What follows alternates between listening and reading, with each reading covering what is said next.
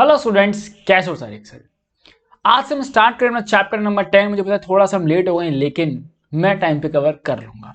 Okay, आपको बस इसके साथ में जो है प्रैक्टिस करनी है, that is about questions. Questions तुम्हें लगाने हैं और इतनी मैं गारंटी दे रहा हूँ कि कंसेप्ट अगर तुम एक बार अच्छे समझ लोगे तो आपको 12th में बहुत ज़्यादा हेल्प देगा। ये ध्यान रखना, अभी आपके पास जब मौका है तो अभी अच्छे से पढ़ो, क्वेश्चंस को सॉल्व करो और जैसा मैं बता रहा हूँ वैसा करते जाओ, बस तुम्हारी कंप्यूटर साइंस बहुत अच्छी हो जाएगी, मेरी गारंटी है। शुरू करें? तो आज हम बात करेंगे दैट इज चैप्टर नंबर 10 शुरू कर रहे हैं and that is your string manipulation. हम स्ट्रिंग्स को मैनिपुलेट करेंगे, जितनी पॉसिबिलिटी हो सकती है मैनिपुलेट करने की सारी हम देखेंगे। और आपको यहां से इस चैप्टर से एक बात सीखनी है कि दैट इज किसी भी टॉपिक को हम डेप्थ में कैसे पढ़ते हैं, ये हमें कहां से सीखना है, that we will learn from this chapter. Okay okay, now we have first topic. सबसे पहला सवाल यही हो जाता है, भैया ये स्ट्रिंग्स होती क्या है। हम किसी चीज को मैनिपुलेट तो तब करेंगे ना जब हमें पता होगा कि वो चीज है क्या। अगर मैं आपसे बोलूं कि भाई मेरे पास एक फोन है, मेरे को फोन रिपेयर करना है, तो मुझे पहले ये पता होना चाहिए ना भाई, what is smartphone.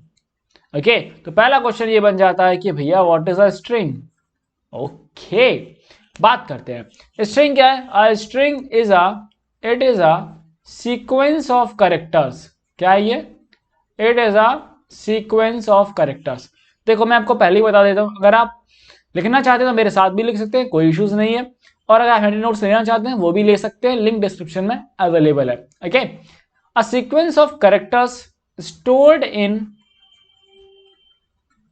Continuous locations. अब हर एक चीज का मतलब आपको स्पेसिफाई करूंगा इस डेफिनेशंस के अंदर, ताकि आपको कोई भी दिक्कत ना हो आगे। ठीक है, क्या कहा गया है कि एक सीक्वेंस ऑफ कैरेक्टर्स है। ठीक है, यानी कि करेक्टर्स, यहां पर करेक्टर्स स्टोर रहेंगे, इसमें सीक्वेंस में रहेंगे करेक्टर।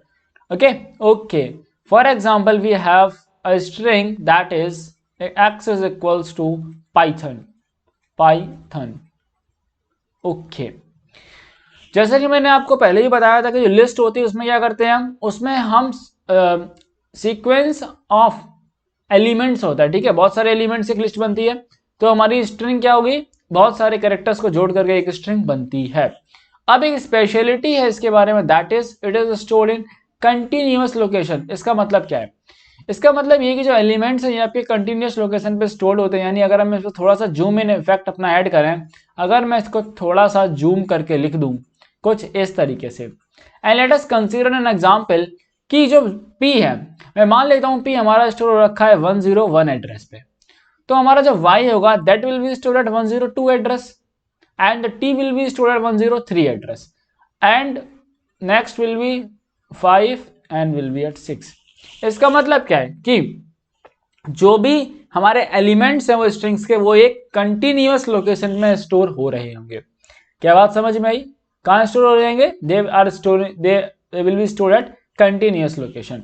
एक और एग्जांपल से आपको बताता हूं, ये हमारा एग्जांपल नंबर 1 हो गया। एग्जांपल नंबर 2 अगर मैं कंसीडर कर, मैं कोई भी एक रैंडम नेम ले लेता हूं, जैसे I am taking a name Aryan. Okay, अब अगर मैं इसमें थोड़ा सा अपना जूम इन इफेक्ट ऐड करूंगा, दैट इज ARYAN। नाउ अगर ये स्टोर हो रहा है 0 1 पर, ठीक है, तो ये किस पे स्टोर होगा बेटा? 02। ये किस पे? 03 04 एंड 05। Got it? हाँ भैया, इतनी बात समझ में आ गई। बहुत छोटी सी टॉपिक था भैया, हमको क्या हल्के में ले रहे? अच्छा, नाउ अब सबसे इंपॉर्टेंट चीज समझो, that is it is enclosed in. अब जब स्ट्रिंग्स है, जैसे मैंने यहाँ पर डबल क्लोज का यूज किया है, तो इसको क्या बोलते हैं कि इंक्लोज करना। ठीक है, इंक्लोज करना का मतलब कि उसके अंदर बंद करना। ठीक है, इंक्लोज इन। आप इसको सिंगल क्योट्स में इंक्लोज कर सकते हो। ओके, आप इसको डबल क्योट में इंक्लोज कर सकते हो, और you can also in triple quote. लेकिन आपको एक बात का ध्यान रखना है। किस चीज का ध्यान रखना है? That is very very important है, आप नोट लगा के लिख लो कि that both the opening and closing opening and closing quotes will be quotes should be same। अब ये इस नोट का मतलब क्या है समझा दो हमें। देखो बेटा, नोट का मतलब ये है दैट इज, अगर मेरे पास एग्जांपल कंसीडर कर रहा हूं x is equals to Python ले रहा हूं मैं, अगर मैंने इसको, आप देखो मैंने अगर डबल क्वोट से ओपन करा है तो मैं डबल क्वोट से इसे क्लोज कर रहा हूँ। अगर मैं फॉर एग्जांपल सिंगल क्वोट से स्ट्रिंग को लिखूंगा दैट इज पाइथन, तो मैं सिंगल क्वोट से इसे क्लोज करूंगा। वहीं पर अगर हम ट्रिपल क्वोट्स की बात करेंगे तो देखो ट्रिपल क्वोट्स में हमारे पास दो ऑप्शन हैं। क्या है? We have two options. First one is कि आप ट्रिपल सिंगल क्वोट्स को यूज कर सकते हो, और दूसरा दैट इज आप ट्रिपल डबल क्वोट्स को यूज कर सकते हो। सिंगल क्वोट्स को अगर हम यूज करना चाहें then we will use like in this, देखो सिंगल पाइथन। डबल क्वोट में कैसे यूज करेंगे? दैट इज पाइथन 1 2 3, इस तरह से। बट अब एक दिक्कत यहां पर यह है, वो दिक्कत क्या है समझो। आप ऐसे नहीं कर सकते। किस तरह से? फॉर एग्जांपल मैंने एक स्ट्रिंग लिया, str1 बोल रहा हूं इसे, मैंने डबल क्वोट से ओपन किया और मैंने इसको लिखा कंप्यूटर मेरी स्ट्रिंग है, और मैंने सिंगल क्वोट से क्लोज कर दिया। So this will raise an error, this will give you an error. और ये एरर किस टाइप का होगा? It will be a syntax error, कि आपने सिंटैक्स के साथ में यहां पर छेड़खानी की गई है। क्या किया गया है? यहां पर सिंटैक्स के साथ में छेड़खानी की गई है। क्या बात समझ में आई आपको? ओके ओके वेल, नाउ अब the next point is that is you can fetch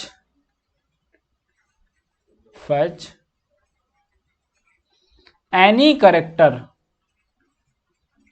by using its index।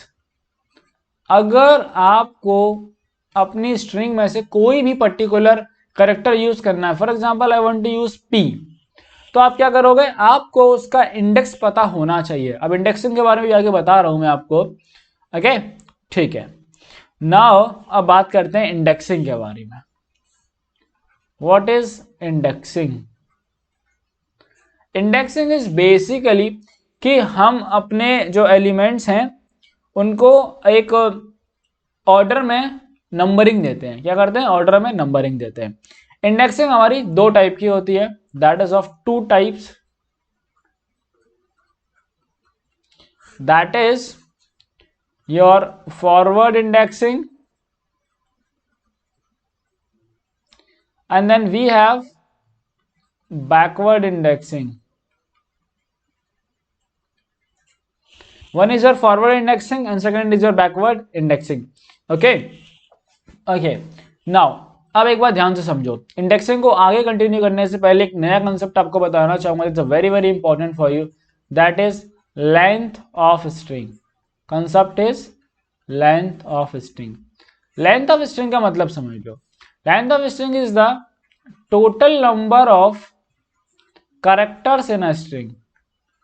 That is total number of characters in a string. यानी कि आपकी स्ट्रिंग में कितने नंबर ऑफ कैरेक्टर्स की आपकी स्ट्रिंग है वो हो जाएगी उसकी लेंथ। और आपको एक बात बहुत अच्छे से ध्यान रखनी है, वो ये रखना है कि अगर कहीं पर आपका स्पेस आता है तो स्पेस भी एक कैरेक्टर काउंट होता है। ओके दैट इज, अगर मैं एग्जांपल ले रहा हूं str2 is equals to like keyboard, तो इसकी लेंथ क्या होगी? If I ask to you what is the length of this, तो क्या करना है बेटा? आपको बस काउंट करना है, 1 2 3 4 5 6 7 8 9। The length is 9 because there are 9 characters in this string. इतनी बात समझ में आई? हाँ भैया इतनी बात समझ में आ गई है। Very good. अब बात करते हैं टू टाइप्स ऑफ इंडेक्सिंग के बारे में। सबसे पहले we have forward indexing. Forward indexing जो है it is left to right चलती है ये।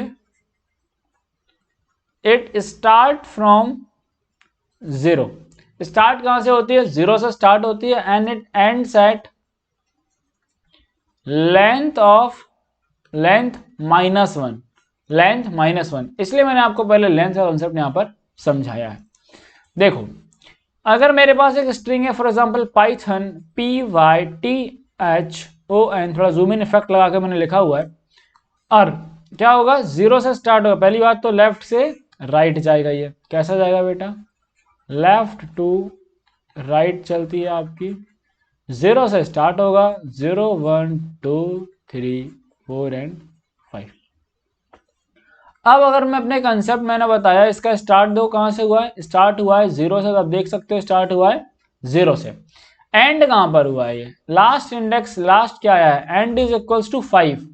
और इसकी अगर मैं लेंथ निकालूं, if I find the length of this string, the length is equals to what? Total number of characters. Number of characters क्या है? 6।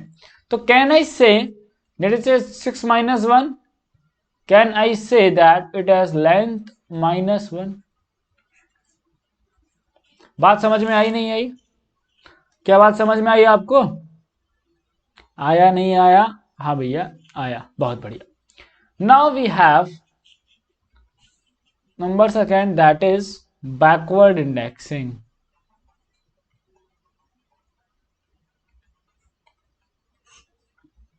देखो, बैकवर्ड इंडेक्सिंग क्या है? It start from right to left. कैसी आती है? Right to left. राइट मतलब कि लास्ट एलिमेंट से टुवर्ड्स फर्स्ट एलिमेंट। आप इसको ऐसे भी कह सकते हो, that is from last element to first element की तरफ ये आपकी मूव करती है। Okay okay, now we have it start from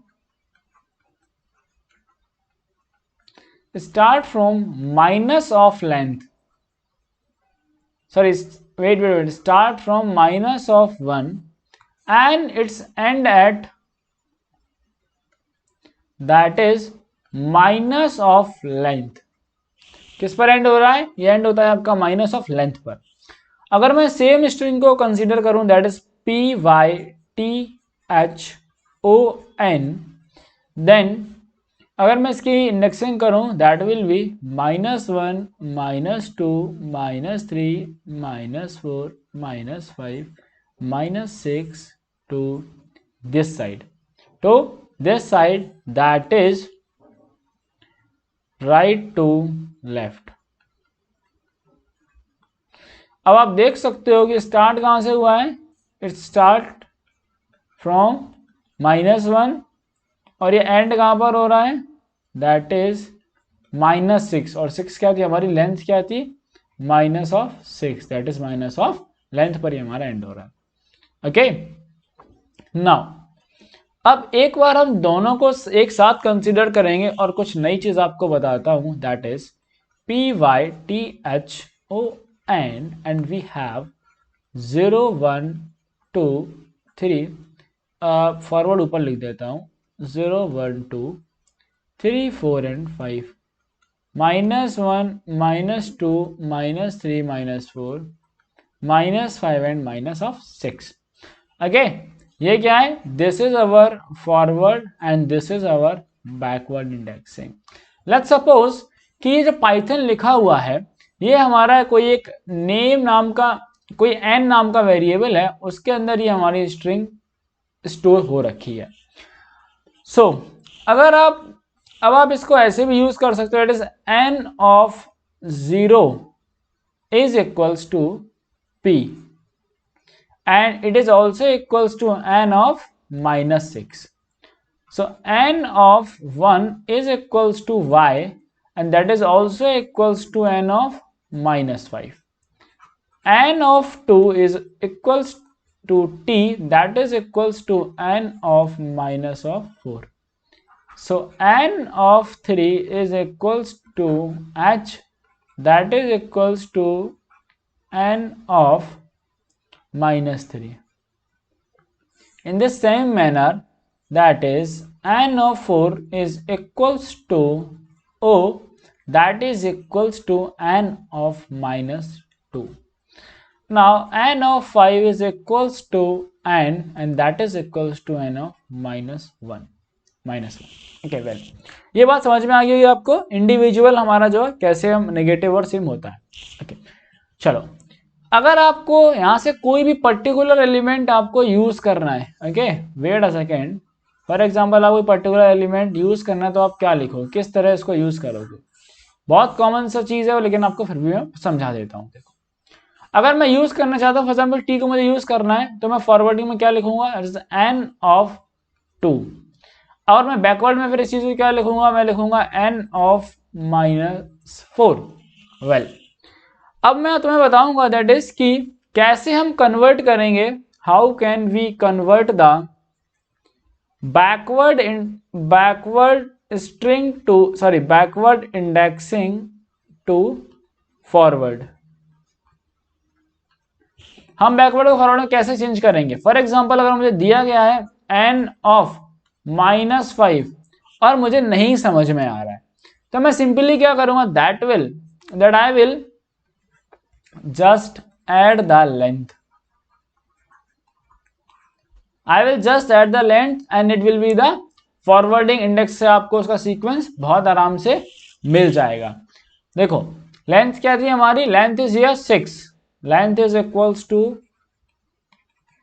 length हमारी 6 है, n of minus 5 plus 6 is equals to n of 1. और अगर हम यहां पर थोड़ी सी नजर डालेंगे तो आप देख सकते हो कि 1 और माइनस 5 सेम है, that they both represent the character y. They both are representing the character y. बात क्लियर हुई, समझ में आई, very good. And now we have that is next topic is string operations, जिसमें सबसे पहले हम आज पढ़ेंगे that is traversing. Traversing a string. अब जब मैंने बोला स्ट्रिंग मैनिपुलेशन तो पहले हमने समझा स्ट्रिंग का मतलब. अब पहले हम समझेंगे भैया जो ट्रावर्सिंग हो रहा है, ट्रावर्सिंग का मतलब तो बता दो हमको कोई. तो ट्रावर्सिंग का बेटा मतलब होता है that is you have to access each element. आपको हर एलिमेंट को एसेस करना है and you have to process it. ठीक है, अब ये हो गई आपको कंप्यूटर टर्म्स में. अगर हम साफ शब्दों में बात करें, आपको हर एलिमेंट तक पहुंचना है और उसको डिस्प्ले कराना है. क्या कराना है आपको, हर एलिमेंट तक पहुंचना है और उसको आपको डिस्प्ले करवाना है. इसको हम कहते हैं traversing. Okay, so we can do that. Traversing करने के लिए क्या करना, हम लूप की सहायता लेंगे. तो उसका सिंटैक्स क्या होगा, सिंटैक्स समझ लो, दैट इज फॉर लूप, जो वेरिएबल आप यूज करना चाहते हो इन आपकी जो भी स्ट्रिंग है जिस पर आप अपनी ट्रावर्सिंग कराना चाहते हो वो हम यहाँ पर लिखेंगे. एंड आप जिस तरह से भी प्रोसेसिंग कराना चाहते हैं वो आपके प्रोसेसिंग स्टेटमेंट आपको लूप के बॉडी में लिखना है. एग्जाम्पल से हम डिस्कस करेंगे, समझेंगे.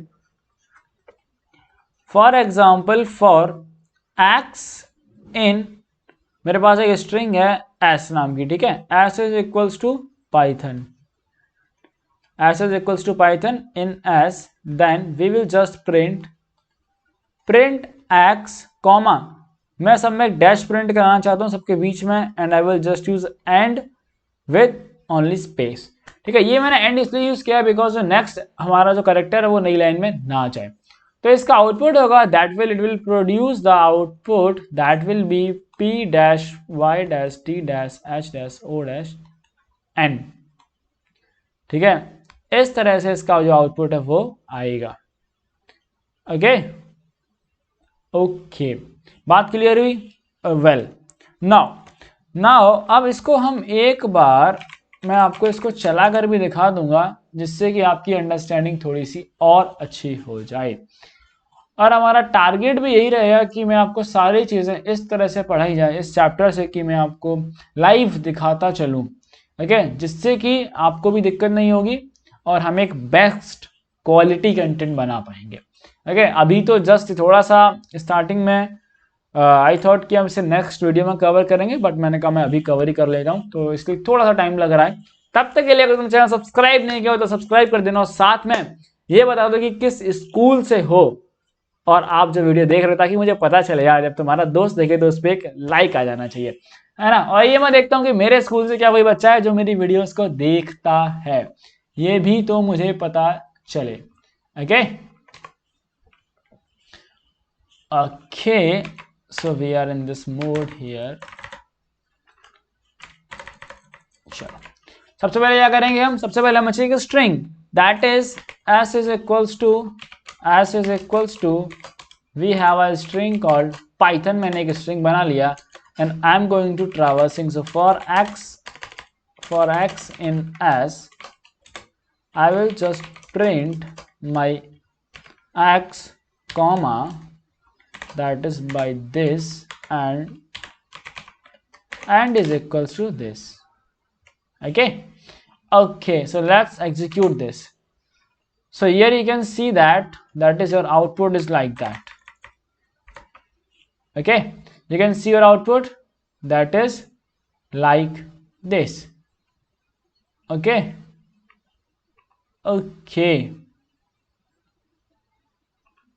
we can use that to wait a second। चलो अब देखता हूं। Okay that's similar. क्लियर हुआ? अगर क्लियर हुआ हुआ तो इस वीडियो को लाइक कर देना और चैनल को सब्सक्राइब कर देना, साथ में अपने सभी फ्रेंड्स तक शेयर भी कर देना। मिलेंगे आपसे भी नए लेक्चर के साथ में।